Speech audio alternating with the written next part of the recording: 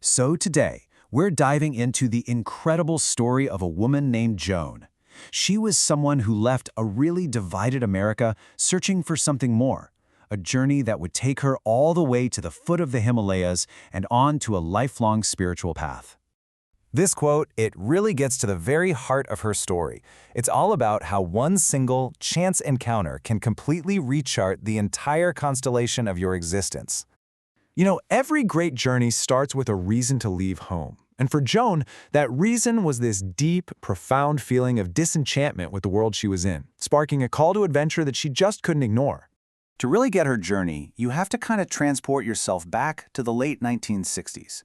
The Vietnam War was raging, the civil rights movement was shaking the nation to its core, and for a lot of young people like Joan, the society around them just felt hollow. There was this widespread search for something more authentic, something deeper. And this inner search for meaning, well, it often took a very real, very physical form, the hippie trail. Now, this wasn't just a vacation. For thousands of young Westerners, this overland trek was a kind of modern-day pilgrimage. It was a tangible expression of a deep, deep spiritual hunger. The pivotal moment, the real catalyst for her entire journey, happened in a really unlikely place, a restaurant in Afghanistan. There, she met some English travelers, and they told her about a young boy in India they called a master. And just like that, her vague quest for enlightenment suddenly had a specific destination, a real focus. So her journey brings her to India, right to the doorstep of the person she traveled halfway across the world to find. And this was the encounter that was going to change absolutely everything.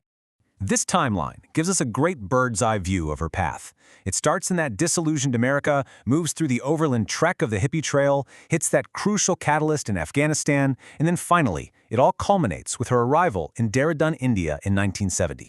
So after this long, difficult journey, she finally meets the young master, Prem Rawat. And he doesn't greet her with some complicated, esoteric speech. Nope, he cuts right to the heart of everything with this incredibly direct question: what do you want? And her answer was just as direct. No trying to sound smart, no hesitation. She simply wanted peace. That raw, honest exchange, it became the bedrock of a student-teacher relationship that would last her entire life. And here's a truly remarkable detail. The person who asked this profound, life-altering question, the one who had such an incredible presence, was only 12 years old. Joan was also there for his historic speech in Delhi that same year. In front of thousands, this young boy declared he would establish peace in the world. This moment, which they nicknamed the Peace Bomb, completely transformed Joan's personal quest.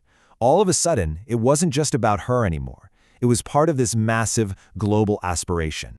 Okay, so finding peace for yourself is one thing. But bringing that message back to the West, that's a whole other ballgame. And this is where Joan's role shifts dramatically, from a personal seeker to a foundational architect of a brand new movement. Her determination was just incredible. She didn't just hope the master would come to America. She launched this relentless telegram campaign, basically pleading with him to visit. Her persistence paid off, and she ended up being a key person in organizing his very first event in Los Angeles. Her role just grew exponentially from there. Just think, a few years after arriving in India as a lone seeker, she was co-emceeing Millennium 73 in the Houston Astrodome. I mean, this was the absolute zenith of the movement's early days, a massive, ambitious event just filled with this incredible optimism. But that kind of intense, public-facing energy of the 70s, well, it couldn't last forever. The next phase of Joan's journey shows a real maturation, an evolution from this evangelical fervor to a quiet, lifelong practice. You can really see her spiritual evolution right here. The public evangelical zeal of the 70s slowly, gradually transformed into a quiet, personal, lifelong practice. The focus shifted away from grand pronouncements and toward the daily integration of inner peace. This evolution was really put to the test in the mid-70s by a major internal schism known as the family split, which pitted the young master against his own mother and brothers for control of the organization. And while a lot of followers wavered, Joan's loyalty held firm. Her commitment wasn't to the organization, it was to her own direct experience of peace. That was her anchor. In her later years in Woodstock, New York, her spiritual path found a new, really practical expression. She got involved in holistic healing. using practices like polarity therapy, which is a form of energy work, and crystal healing. This wasn't a departure from her path at all, but a deep integration of it, turning her own inner peace into a way to help other people find well-being.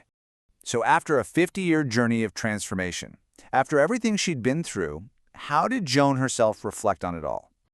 Well, with a great sense of humor, that's how. She could look back at the intense young woman she once was and admit, with a laugh, that she'd been a drama queen. And this, right here, is the core of it all.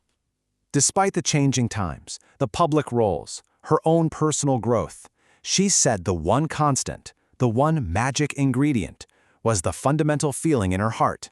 That connection to inner peace, the one that first sparked on a porch in India, never wavered. And that leaves us with a question to reflect on. Joan's journey was kicked into high gear by a chance encounter in an Afghan restaurant. So, looking at your own life, what catalyst has redirected your path? What single moment set you on a course you never, ever expected?